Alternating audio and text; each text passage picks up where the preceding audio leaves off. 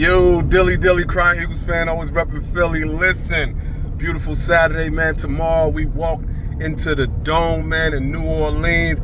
We stepping. Who that? You heard, man. Big shout out to Eagles Nation down there, real heavy, man. I'm on my way tomorrow morning. We going in there and we going to shock the world at the end of the day after only 2 weeks, man. They just writing us off, man. They writing the Saints as the best team in the NFL. Yes, don't get me wrong, man. Through 2 weeks, they look complete. After week 1, I had the 49ers at the top of the NFC. After week 2, I got the New Orleans Saints at the top of the NFC as looking at the most clean, crisp, ready, physical, balanced team. They have had the ball, I think, 16 or 17 times this year, right, alone. And they have scored on every single possession. My bad. But, so you got to give nothing but props and salute to their coaching, their staff, their players, OC, DC, all that. Respect it. You hear me?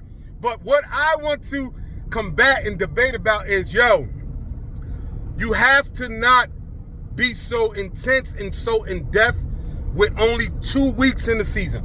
I get it. Our fan base is heartfelt. We are passionate. We are emotional. I'm one of the biggest crying Eagles fan, you hear me? But, we cannot sit here and say, one man is going to make a difference. I'm going through a big debate all week long, man, about Hassan Reddick. Go get him back from the Jets, this, that, and the third. Number one, man, his character shows different.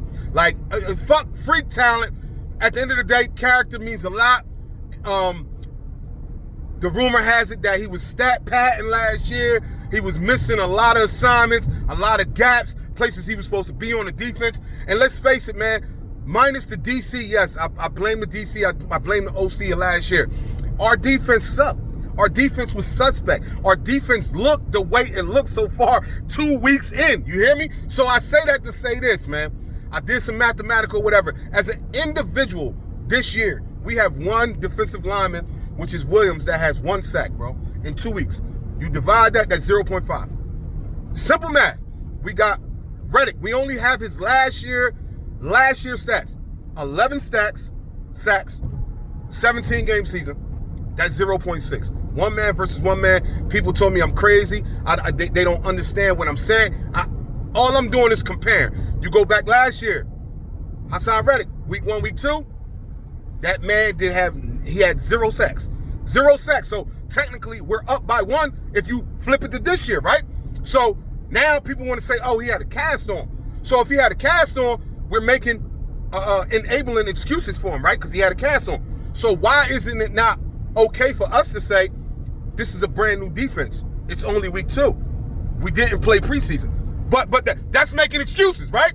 It is what it is. And then last year, 2023, we were ranked 13th in pressure. This year, in 2 weeks, we're ranked 7th. So technically, we're better. I don't want to hear, it means we got to get sacked. Don't get me wrong. Reddick had spotlight isolated moments, but it did not factor in us going 1-5 to end the season.